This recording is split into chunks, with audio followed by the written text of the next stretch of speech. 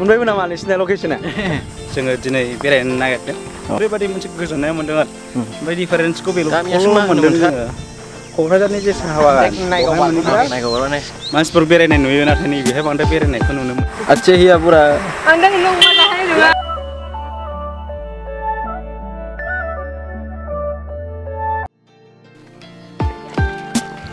खुलुमबाय नोंथांमोनखौ नैबे जोंनि आलारि सोरां इउटुब चेनेलाव बरायबाय। जों दिनै जोंनि आलारि सोरांनि दैदेनगिरि आदा रिबु ओमफ्राय आदै रंजालु नाखाथि हाजोआव दिनै बेरायनो फैदों नोंथांमोन। दा भिडिअखौ नायलांबाय था। नाखाथि हाजोआ ओरैबायदि मोजां।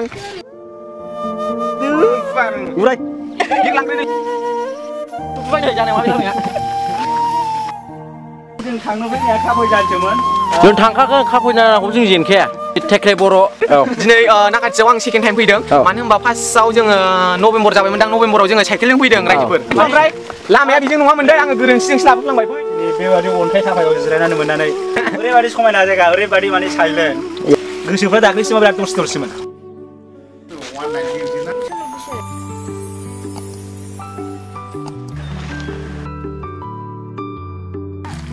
उरि उरि जाय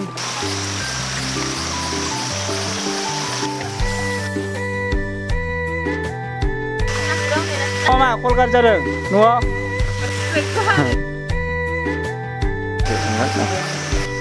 थांगोन जों हारसिंनो लकेसन।